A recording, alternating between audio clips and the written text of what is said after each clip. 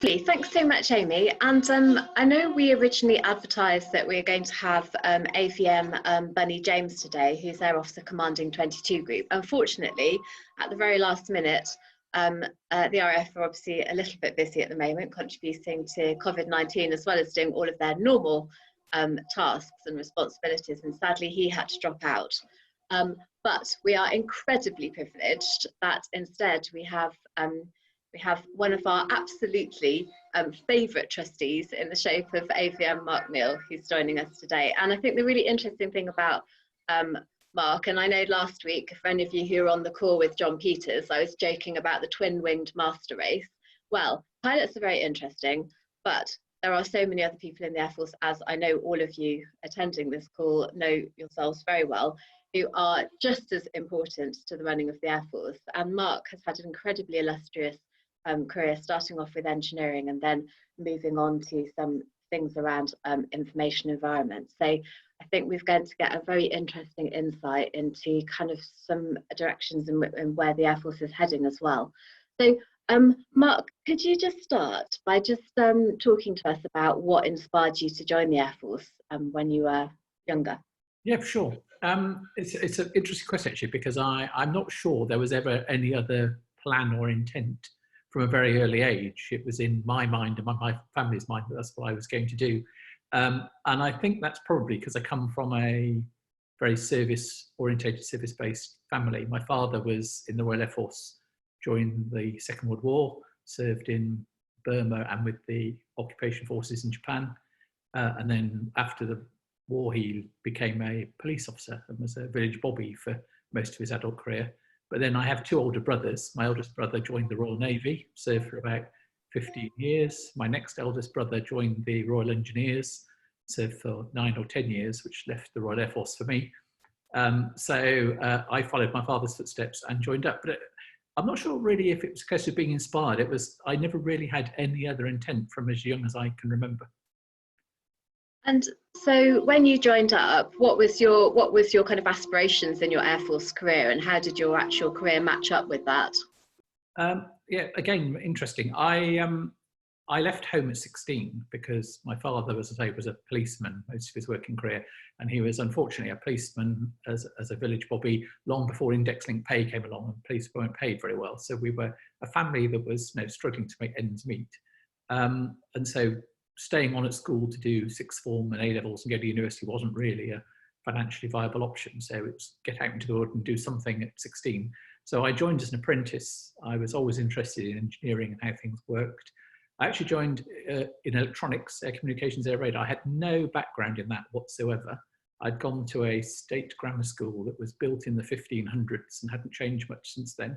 Didn't do a lot of modern technology.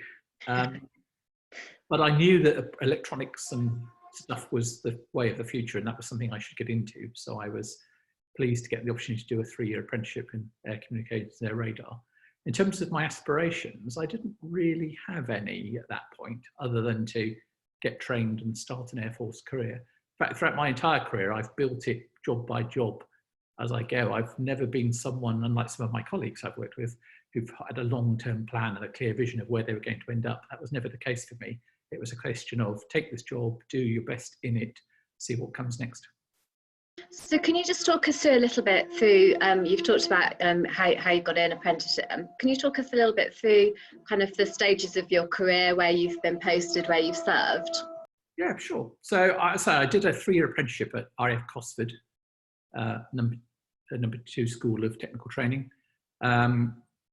I left there, was posted to 33 Squadron at Odium on the Puma helicopter, which was an interesting choice. Having spent 3 years learning how to make radars, to make egg cartons and washing up liquid in great detail, to be sent to work on the Puma, which had about 1 radio and no radars, was an interesting first posting. But it actually turned out to be great because I was put on the front line servicing, we did composite servicing. So regardless of your trade, you did a bit of everything. So there I was climbing on the top of the Puma, looking for cracks in engines and checking the airframe and all sorts of things. And we were part of the Allied Command Europe Mobile Force. So we were deployed on exercises and detachments all over the place. So my first Christmas as a protective airman was spent in Belize. where unfortunately, because I was the only electronics fitter, I was forced every weekend to go with the Pumas out to the Keys to look after the radios, whilst the Pumas spent a weekend sipping pina coladas on the silver sand. It was awful, as you can imagine. So that was my airman career, but I had a great warrant officer as my first warrant officer on the squadron, who gave me some brilliant career advice in my first annual appraisal. And he said, look, Mark, you're an okay technician, but you're not going to stand out from the crowd, but you do seem to like organising and bossing people about. Why don't you have a commission? And so I applied for my commission quite early on in my career. Because I was air communications, air radar, and because the Royal Air Force was short of communications electronics engineers, who are of course ground-based, the Air Force chose to ignore the air bit in air communications, air radar.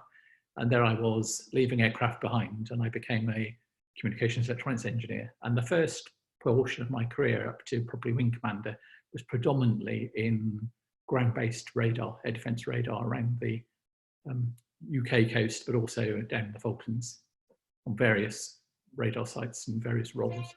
Mark, did you find that transition from being an apprentice to then getting your commission, did you find that fairly smooth? No, it was quite a shell-shock moment, actually, because at that time, initial officer training was only 18 weeks. So I left the squadron on the Friday, started officer training on the Monday. 18 weeks later, I found myself having somehow stumbled through officer training, and I was an officer. Okay, I had a bit longer as I went through my professional training to get used to the idea, but I was still only 20 when I was sent to my first unit as an engineering officer, commanding 70 odd people. So when did your career start to move away from the engineering to more of the kind of the internet, information environment? Well, it wasn't a single step. So I left heavy radar. I was a wing commander around the time I finished in heavy radar, and I then moved into a period in the middle where I became a bit of a teacher and instructor. So I did several tours teaching officers at various levels. So I went back to Cranwell to be a flight commander at initial officer training, putting cadets through their paces to graduate as officers, which actually turned out to be just as well, because that was the first time I realised half of what I was supposed to have learned the first time through. And, oh, that's what that exercise is about. So it's actually quite useful refresher training as well. And it was a great job, probably the most enjoyable job I've ever had, actually, because it was very much a people job. So officer, IoT flight commander, and then a bit later on, I became directing staff at the Officers Command School, which is the sort of junior level staff training for flight lieutenants moving up to squadron leader. And then a bit later from that, when I was wing commander, I went back to Shrivenham on the directing staff of the Advanced Command and Staff course, where I was teaching squadron leaders and wing commanders who, the bright ones that were going to go on to great things. And that was a whole range of topics from defence, diplomacy, defence history, leadership, command, management, all sorts of bits and bobs, but it wasn't engineering. And I really like that. And they, of course, they're all people-based jobs as well. So that was, because they're my favourite sort of jobs. So the middle of my career was spent doing that, and a short tour as a personal staff officer at Brampton. Who are you PSO to? I worked for Air Vice-Marshal John Main, okay, who's also a communications engineer. And actually, I think when I look back over my own career, I subconsciously modelled much of how I operated and how I did my job on how I saw him do his, because he was much respected engineer, still is. He's still very active in the IET, even though he's getting on a bit now.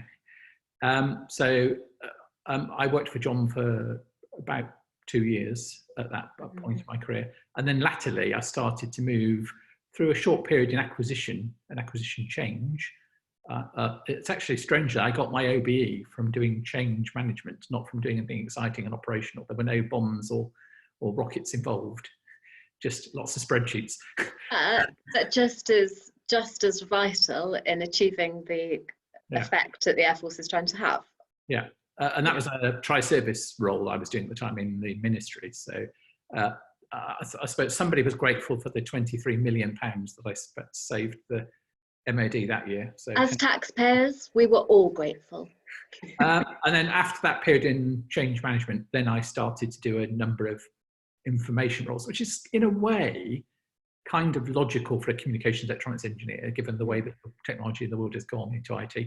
But it is slightly curious that I spent the latter half of my career as a senior leader in an area where I have no professional training at all. Indeed, as an engineer, one of the things that's interesting about my career is that because I joined as an apprentice at 16 and I worked throughout and I didn't take any time out to go to uni, I'm quite unusual as a chartered engineer in that I don't have a first or second degree. It's all life-based experience. So you came into the, I mean, obviously all times. I can see that there's some of our IE colleagues on this call here from the association. So all times in IE are exciting, but you joined the MOD at quite an exciting time in terms of pace of change around particularly things around cybersecurity, etc. Can you tell us a little bit about what you can about kind of how that was unfolding as you joined? Yeah, sure. So I mean, one of the interesting things about serving for so long, 38 years, is my training originally was actually on valves, which you won't remember, Rachel, but we used to have very big, deep tellies with little glass tubes in the back that glowed in the dark. And I learnt my craft on valves. Transistors were new technology as I was finishing my apprenticeship. We hadn't got to integrated circuits and computers at that stage. I mean, the Royal Air Force didn't get desktop PCs widely until the mid-90s. Yeah. You forget nowadays, don't you? We forget that the internet was only widely used from the mid-90s onwards. You know, it's such it's a crucial part of our lives. Here we are sat using it today as if it's normal, but it's not that old. I just have to slightly interject because we're having some questions coming through. So if anyone else has questions, please send them through to us. But Darren has asked me to say that he knows valves and he loves them. So you've got someone who fellow feeling on the call there. Doesn't look old enough, does he? No, absolutely. So this technology has come along remarkably fast. If we think, just think about the mobile phone and the smartphone that so many of us have now, compared to my first mobile phone was the size of a car battery. Like a car battery, it had a handle over the top, a little whip aerial, and the handset was clipped into the thing. It wasn't what you call mobile. I used it in the vehicle, the Land Rover, that I had at the time, but you wouldn't have carried it around. But that was late 90s that we were using those analog mobile phones. And now we've got computer power many, many more times powerful than anything we ever had on our desks back in the day. Now, of course, along with that vast and quick progression, has come a lot of opportunity, a lot of new ideas, but also quite a lot of opportunities for people to do naughty things.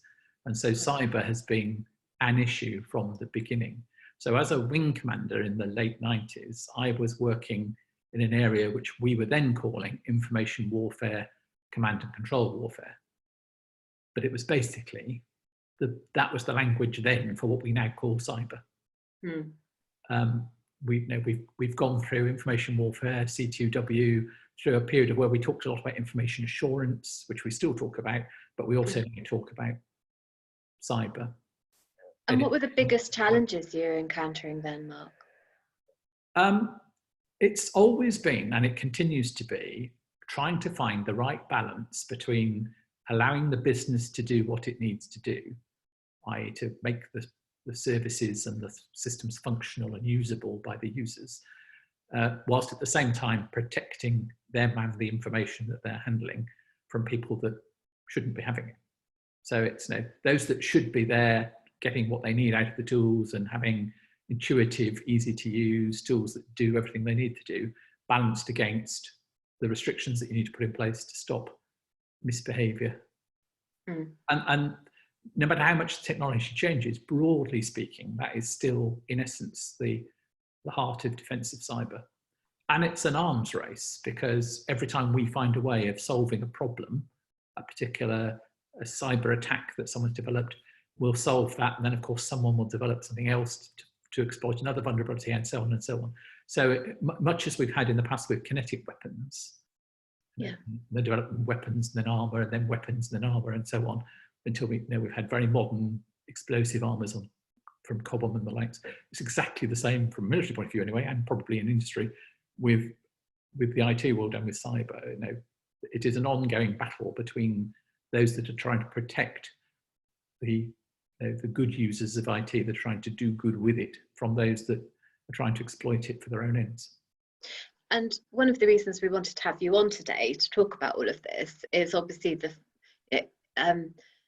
traditional warfare cyber warfare can be just as damaging, even more damaging in certain situations. But it feels sometimes that people think about the Air Force, about, you know, fast pointy aircraft and big transport aircraft and helicopters, etc. But people forget the specialisation that Royal Air Force has in air, in space, and in cyber. And I think it's a bit of a crown jewel of the Royal Air Force to be that expert.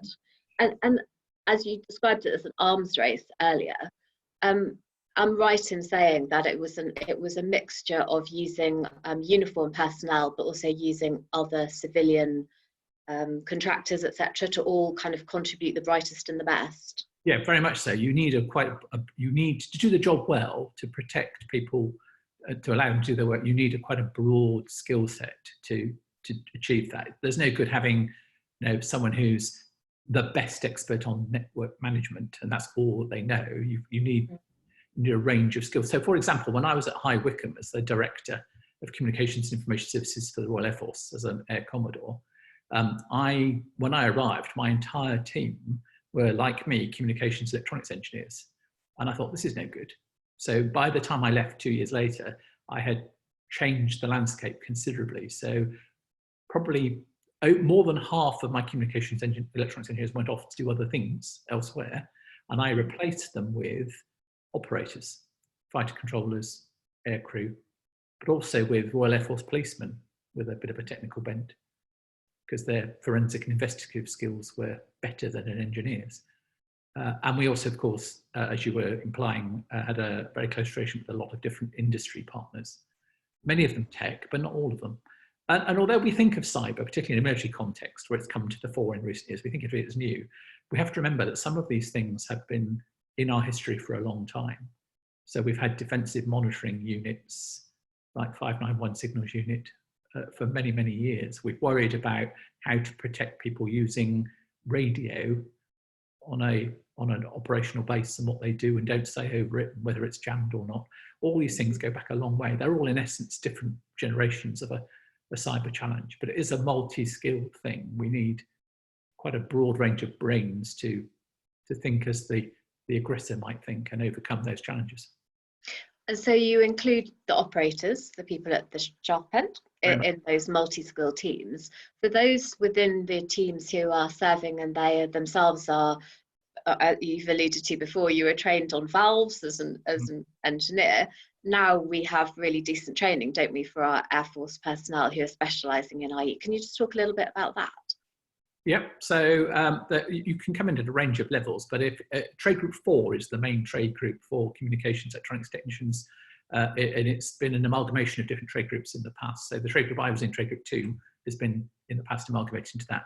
So we have an ICT technician trade, or a cyber communication specialist trade as it's now known, where we will bring in people with a range of skills at different ages. So some will come in, as I did, 16 years old, straight from school, with some science and electronics and mathematics, but not necessarily a lot of IT, and we'll train them not quite from scratch, but almost from scratch. Some will come in as more specialist in a particular field and start at a slightly different level. So again, we're mixing things up. And in fact, now what the Royal Air Force is able to do with its much more recent manpower models is people are able to come and go. So someone can be a technician in the Royal Air Force for a few years and then have an opportunity to go and work with an industrial partner, CGI, BT, Hewlett-Packard, could be any number of them, work there for a period and then perhaps come back with those new skills and that wider experience and apply it back into the Royal Air Force. Now, back in the day when I was serving in the middle of my career, if you left, you were seen as some sort of black sheep. And if you deigned to come back, you might reluctantly allowed back in, but you probably lose some seniority, and you might even lose a step of your promotion ladder and have to work back up again because if you were somehow disloyal to the Royal Air Force. We had that vocational, lifelong career mentality, but of course that's gone now. So the whole world is very different. Society works in a very different way, and the three services, and the Royal Air Force in particular, are on the front foot in terms of recognising that and allowing people to work in a quite different way. The other thing that's peculiar about communication electronics engineers and Trade Group 4 technicians is you don't necessarily spend your entire career in the Royal Air Force working for the Royal Air Force. So for example, I was in the Royal Air Force for 38 years, but after wing commander, I only did one job. My role as DCIS RAF as an Air Commodore in the RAF. Or both of my jobs as a group captain, or my other jobs as a 1-star, and my job as an Air Vice-Marshal were in tri-service Ministry of Defence appointments, not pure Royal Air Force appointments. So, it's quite an unusual space anyway. Unlike aircrew or technicians working in aircraft, you might spend their entire career in the Royal Air Force. IT folk tend not to do that.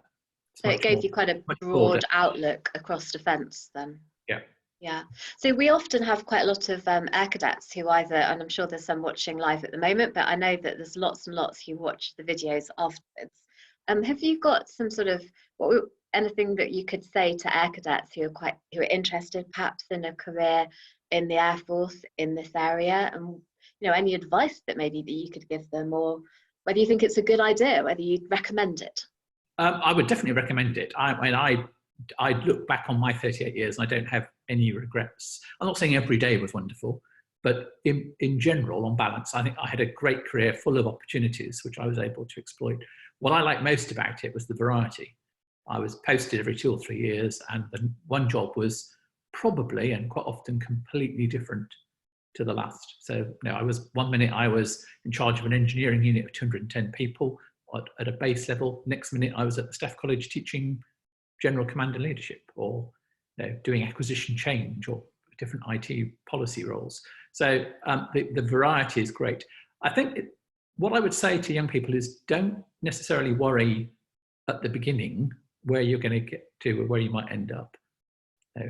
You obviously need some sort of trajectory, but don't spend time worrying about it. Get in, enjoy the experience. The training is still second to none. I mean, yes, there are industries and others out there who do good training, but the military training, I still think, leads the pack. The training opportunities throughout your career, not just at the beginning, are second to none, and not just your professional training, your ability to learn command and leadership, your ability to learn, develop representational sport, to do adventurous training. There's a huge amount of opportunity, even with all the manpower constraints that the modern services face. There's still a lot of opportunity there. So I would say very much, get in, make the most of it, develop as much as you can, chase the opportunities as they arise. And there's no reason why you can't have a very successful career. As I say, I made it to Air Vice-Marshal as an engineer, as a non-graduate. I'm also a chartered engineer and a fellow of the Institute of Engineering Technology. So you can do things without necessarily doing it the traditionally prescribed or expected way. The services, all 3 services, but I think the Royal Air Force in particular, are still very much a meritocracy. If you're good at what you do and you show you're good at what you're doing, you're prepared to continue to learn and develop throughout your career, then the opportunities are there. And that sort of leads me on to a question that we've had that's come, that one of the people watching has sent through. How did your career compare to that of your brothers in the Army and Navy? Yeah, good question.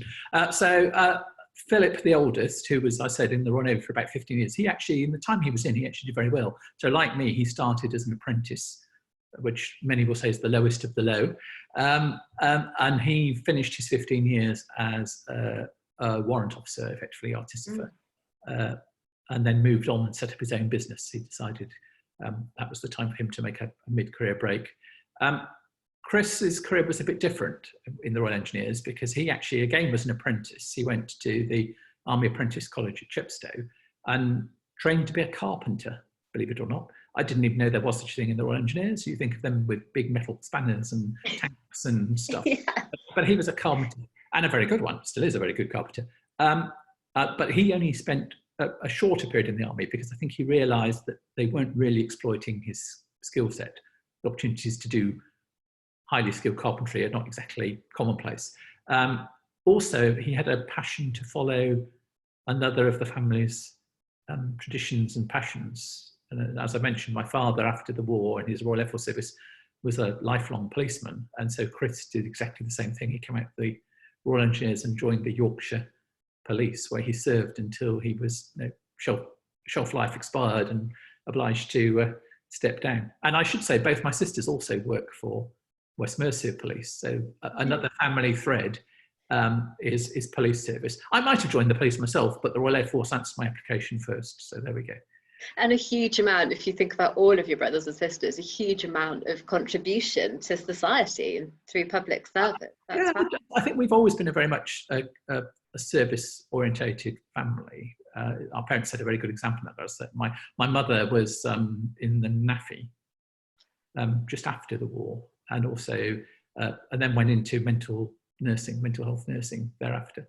So we've just, it's been commonplace for us to think about your place in society and how you contribute to it. That's the way we're brought up, the way we're wired.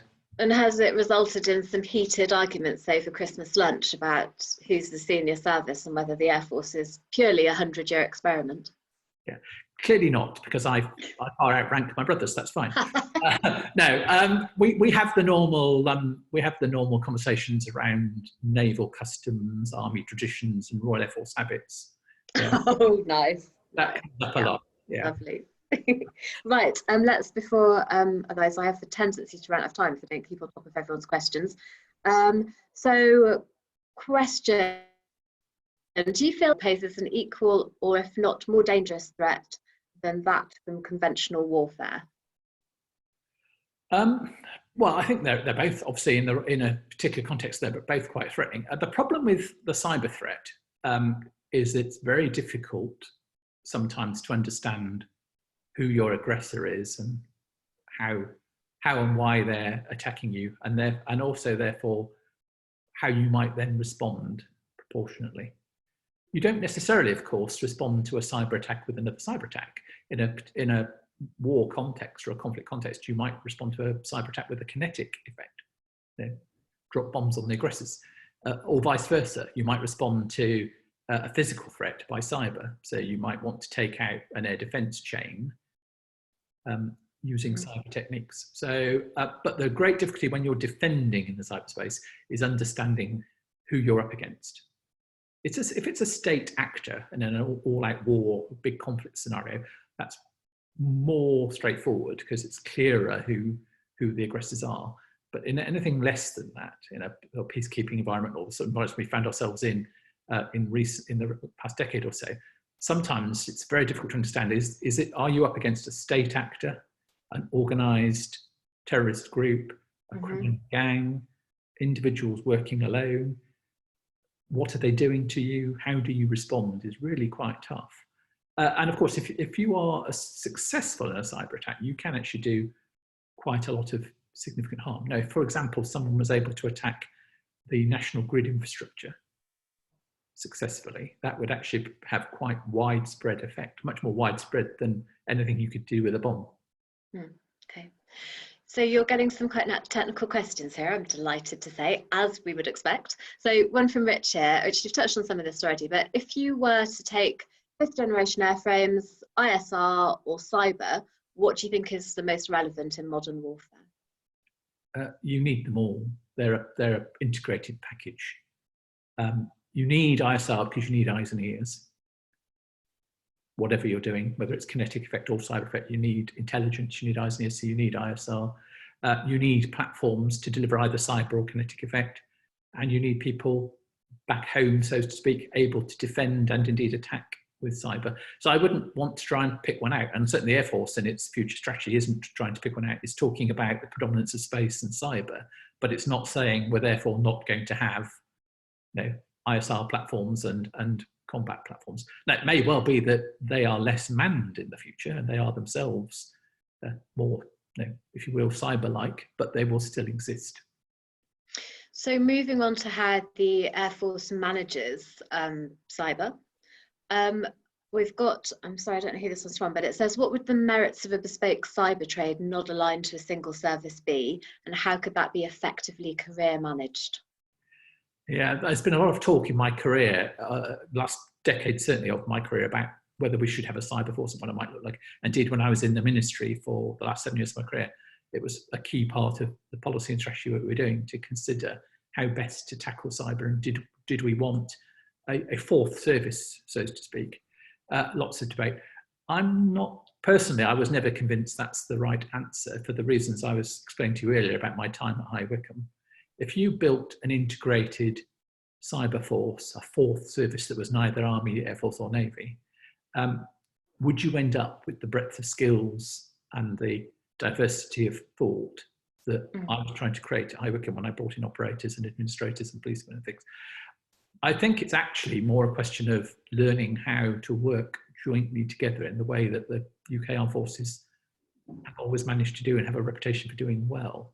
So I think the answer is we need a joint cyber capability, but that doesn't necessarily need to be built out of a single force of cyber folk. It is perfectly possible to blend people from the Army, the Navy and the Air Force in a very effective way, and not just the engineers, those operators, those administrators, those forensic investigators and others as well. And that's broadly what Strategic Command, what Joint Forces Command is trying to do. So a related question then, which is from MT, how do we best go about keeping cyber talent within the service? That's really difficult. As I left my last job as design director for what was then ISS, now Defence Digital, I employed all of the information assurance team, civil servants and tri-service that do accreditation and information assurance. And I was losing accreditors at a vast rate of knots because the marketplace is very hot, they're very in demand with the growth of cyber. And now the wages on offer were 5 to 10 times higher what the civil service or the services were paying. So you're not going to compete directly on money. What you can do though is you can exploit the new thinking that the Royal Air Force and the other services are doing around career patterns and this coming and going. And you can make the attraction of serving even for a few years in the MOD space. You can make that attraction not one that's financial, but one that's professionally challenging and interesting.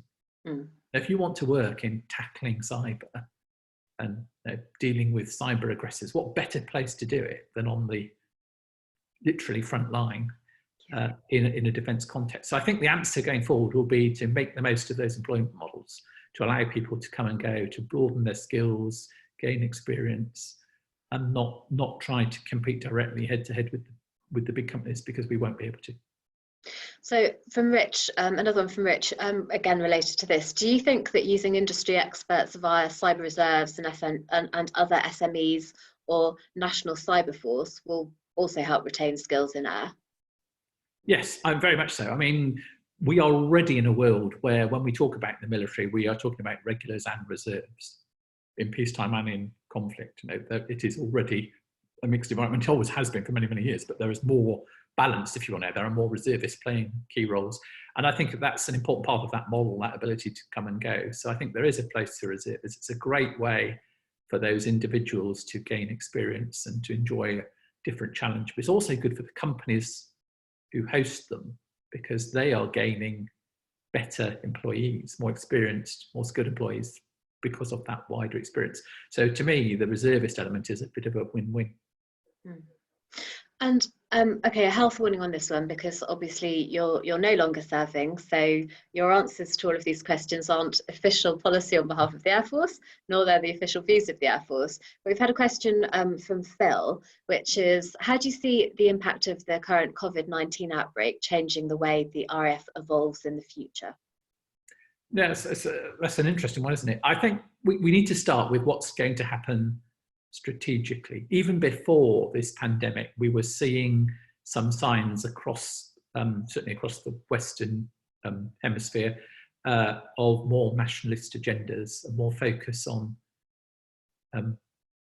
national agenda, national protection, national capability. So national protection was starting to become as important, if not more important, than global growth or global cooperation. We saw that in a number of countries, but most obviously perhaps in America with Trump's Make America Great Again.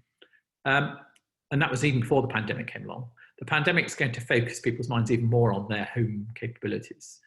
If we take today's context, there's already going to be a lot of questions post this crisis about, well, should we have had the ability to manufacture and distribute more of what we need ourselves rather than have to reach out across the globe to get it. And so all of that will build a different society, or a different view of how society should be built and operated. And that in turn is likely to influence questions that SDSR might be asking around, well, what is the role of the military in the future? I think we are still going to need global power projection. I think things like the carriers and the forces are still going to be a key part of how Britain exerts itself and creates influence and opportunity in the world. But there might be a bit more of a balance between what we're capable of doing in terms of expeditionary capability and what we do at home. Are we going to see wholesale change? I don't think so. If you think about the sort of crises we face over the last couple of years, whether it's COVID now or the flooding just before, there is always going to be a need for the large aircraft platforms for logistics and movement. There's always going to be a need for helicopters. There might be more or less need for fast jets, and we might want to make those more cost effective by making them drones rather than aircraft over a longer period of time. But the way that platforms are developed and purchased, it's not going to be rapid change, I don't believe. But it'll be interesting to see what the chief and his team have to say next year. But you think generally it'll perhaps focus more closer to home, looking more defensively rather than offensively expeditionary? It's difficult to say, isn't it? Yeah. Some countries, when they are having a really terrible time at home, have historically decided to divert the attention of their population by making a nuisance of themselves globally. We wouldn't do that. So were people to do that, were countries to do that, then we would need to be able we would have to, against it. Sure. So it's very difficult to second guess. I think we will see, I don't think we're going to see revolution. I think we will see evolution. And do you think there'll be any evolution in the way that, again, this isn't official, this is just us pontificating, but do you think there'll be any kind of evolution in the way that RAF people work? I mean, there's lots of discussion around, across kind of a huge number of sectors in the UK about whether people will be working more remotely, more from home, more flexibly. You've talked already about boomerang careers, but do you think there might be a potential that the Air Force can harness people not necessarily working in a traditional pattern? Yeah, I think very much so, and I think that was already happening even before I left at the end of 2016. That was happening on a scale that was probably wider than people realise. I mean, certainly people like myself who were flying a desk, I did quite a lot of that on the move, mobile or at home. No, I didn't have a desktop; I had a laptop and a mobile, and because I was based in both MOD London and Corsham. People who say, we had a policy that said your main office is where you spend most of your time. It was all to do with travel assistance and whether you came from A to B or B to A. And I said, well, I spend most of my time on the train, so my office is Great Western Railway. But no, we've been working in a mobile way in certain areas for some considerable time anyway, and there's no reason why we couldn't continue. Much like we're finding with key workers and industries now, there will be people who have to go to work because that's where the work is. Now, you can't load armament on an aircraft from home.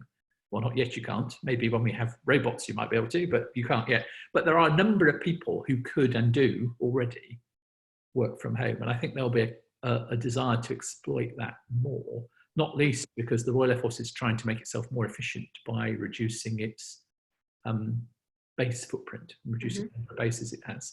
So obviously, the more people you can have working remotely, the less infrastructure you need to fund centrally. And this next question may have a slight relation to what we've just been talking about, but it's from Darren. In terms of cyber risk, what keeps you awake at night? I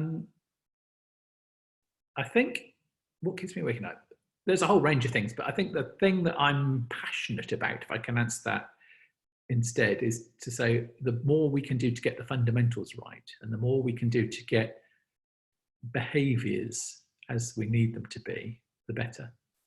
There's always going to be a new threat and a new aggressor and a new thing we haven't thought of or we haven't come across that we're going to have to counter. As I said earlier, it's a bit of an arms war. But I spent the last 10 years visiting a wide range of different industries, from retail to defence to transport to aviation. And there's a common theme in that the businesses aren't as well placed as they should be in terms of getting the fundamentals right. And it comes back, and I've been preaching this for many years now, people, process, technology. Yes, you can spend money on some more widgets and the latest gizmos that help protect yourself, but as I say, they only last so long.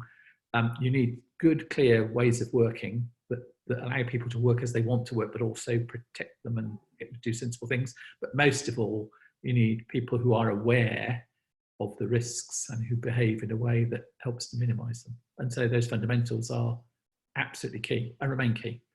So I know I haven't really answered Darren's question, but no, you have in a different way. Yeah. Education, education, education. Indeed. And I suppose, sorry, randomly. Darren has put his thumbs up there. So I think just going back to education, what things do you wish that the average member of the public or an average worker, be in a charity, a corporate, the military, whoever, you wish that they had a better grasp of within this environment?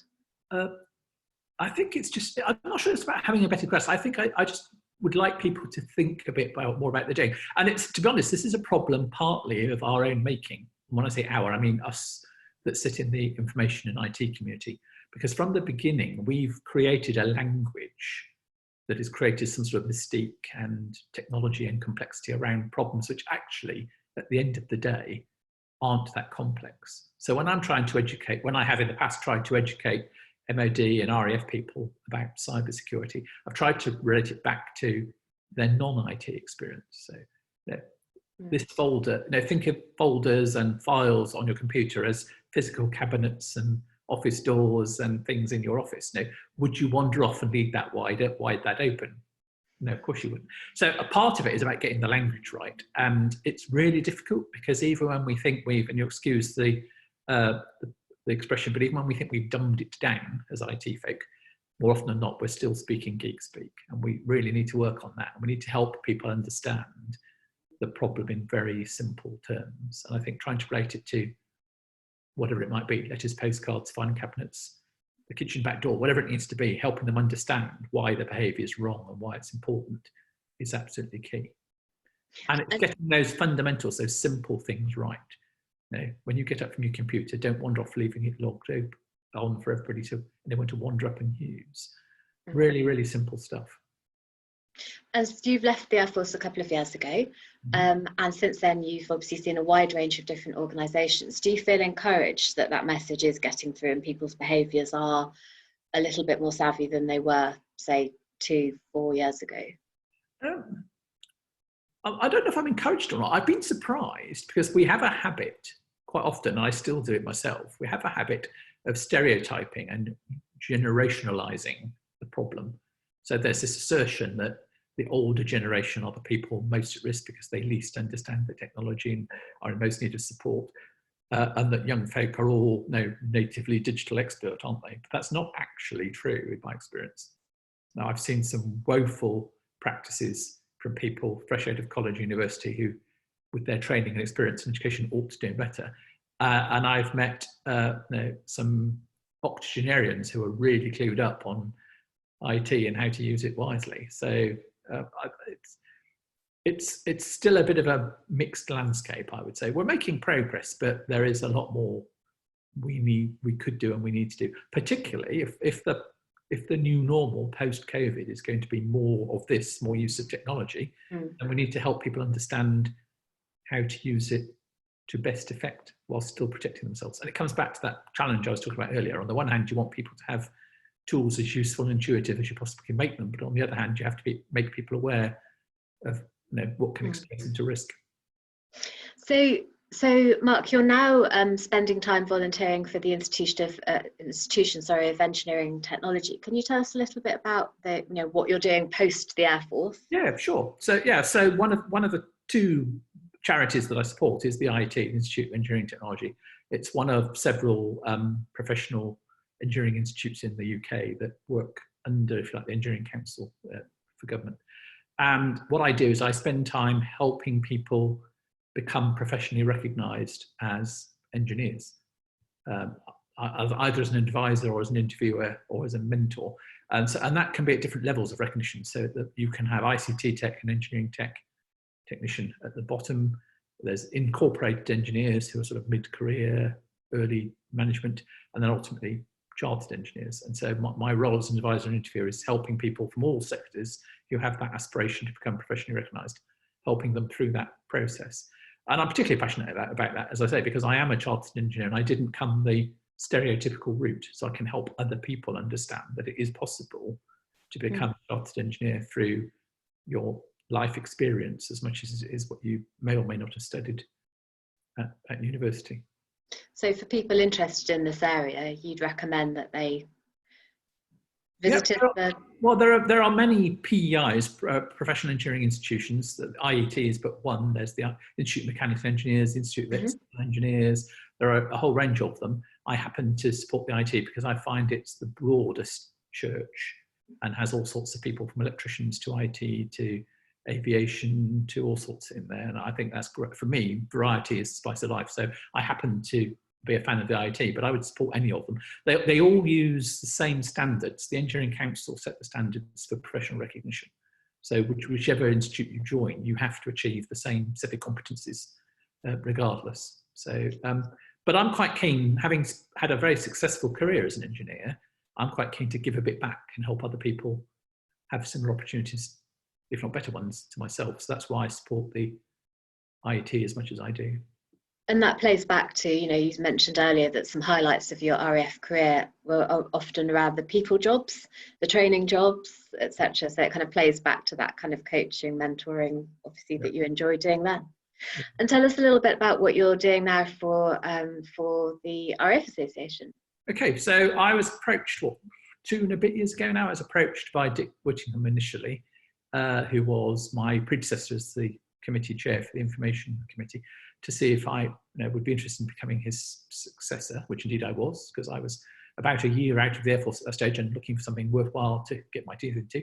So initially, I must admit, I naively thought I was signing up to help out in the information exploitation space at the Royal Air Force Association, and quickly realised that that my role as a trustee was somewhat broader than that. And I have to say, thank goodness that it was, because going back to my passion about people and helping people, whoever they might be, and that broader opportunity, I think it's really great to be able to be a trustee, involved in every aspect of what the Royal Air Force Association does and the great work that it does, and trying to help steer that. So, bringing 38 years of experience to bear to see if I can help, whether that's IT itself, whether that's the change stuff I alluded to, whether that's just leadership and management, but having that opportunity to try and shape what the Royal Air Force Association is doing and how it needs to build for the future. I think it's a great opportunity. I'm really enjoying it.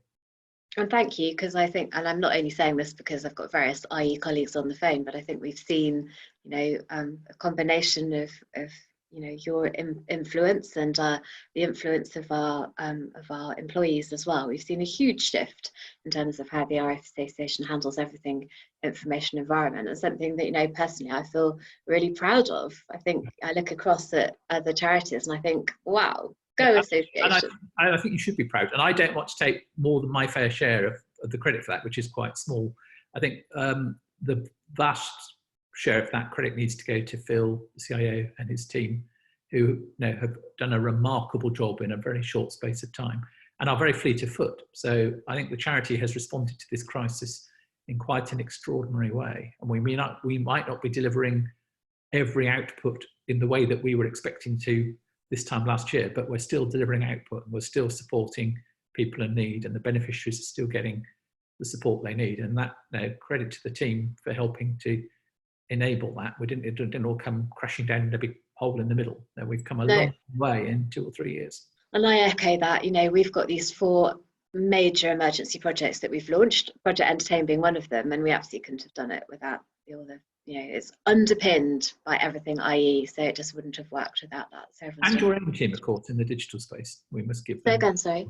And your own team in the digital space. No, absolutely. I think everyone's played a part, but that underpinning, absolutely. So we've got a couple of minutes left. So this is my last call out for anyone who's got any burning questions left that they want to ask. And I just wanted to ask Mark, how are you dealing with lockdown? You were telling me yesterday that you've got an imaginative solution to checking out what's happening outside, I think. Yes. You can see behind me the big Victorian schoolroom windows. My apartment is part of an old Victorian school in the centre of the city of Worcester. And so I'm cocooned in here, but we have a whole array of CCTV cameras around the building for security purposes. which happily we have piped onto the television of each of the apartments.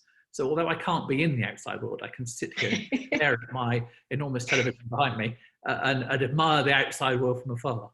I'm not sure if that's a good thing or a bad thing, though. I may be torturing myself. So I think accidentally related to that, Phil's asking, what would you say is your favourite piece of technology that you couldn't live without today? Not the CCTV, you have to choose a different one. I am one of those people who has become a bit addicted to my mobile phone.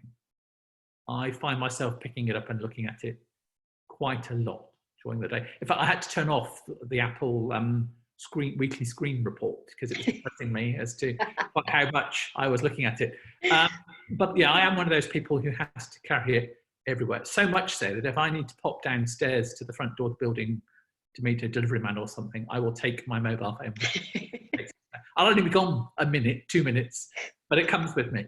So probably the phone is the ubiquitous technology. Fabulous. Well, we've had loads of lovely comments, so I can't read them all out, but I'll just pick one.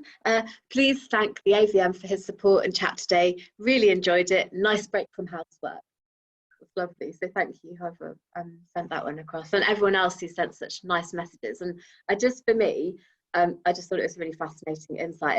It's not something I know much about, so I feel like I'm far more educated than I was about an hour ago. And I guess on the same bent as that, if any of you are interested, tomorrow we've got at 11 o'clock, we're having a chat. So Dal, who's our Director of Membership, he's going to have a chat with Air Commodore David McLaughlin, who's Head of RAF Medical Services. So they're obviously playing a really important role. They generally play a really important role, but particularly at the moment. So I imagine he'll have some interesting things to say around COVID-19. And then on Thursday, Chris Goss, he's our tame aviation historian. He's going to talk about the tip and run raids, which is not a very well-known subject during World War II, so that will be fascinating as well. And then Friday, we've got the RAF Museum coming on to talk about their project called RAF Stories, and there's particular 3 women. One was an ATA pilot, one was an operation room clerk, and 4. A female RAF pilot and a frontline paramedic. So I think that will be fascinating as well. Obviously, the lovely Andy Wilshire, for anyone who likes singing. He's doing a Robbie Williams tribute show on Friday, so that's going to be a delight. And then on Sunday, we've got a new singer who's Sarah Jane, and she is bringing music of the 1940s. So I definitely am going to tune into all of those because they sound fabulous. And I know Emma's working very hard on the programme for next week, and I think coming up soon, we've also got Jerry Mayhew. So not this week, but in coming weeks, we've got Jerry Mayhew, who's decom ops for the Air Force at the moment, also an extremely busy man. So to Mark, thank you so much for giving up so much of your precious time today to talk to us. That was just fascinating. And thank you all for joining me this afternoon, those that have. Absolutely. So I thought we could just traditionally, for those of you who are less cyber conscious than some of you on the call today, there's a lot fewer videos I've noticed on the call today. I don't know if Mark remembered to bring his mug, but I said that we would show mugs. What does it say? The best? It says proud to be the best in the armed services. Nice. It was a mug my mother bought me many years ago. Sentimental. Oh, cool. Ice cold dude. That's a nice one. Anyway, so raise your mugs. Mark, thank you so much. It's been a real pleasure. Thank you for entertaining us in these difficult times. And I look forward to seeing all you guys soon. Okay, take care. Bye-bye.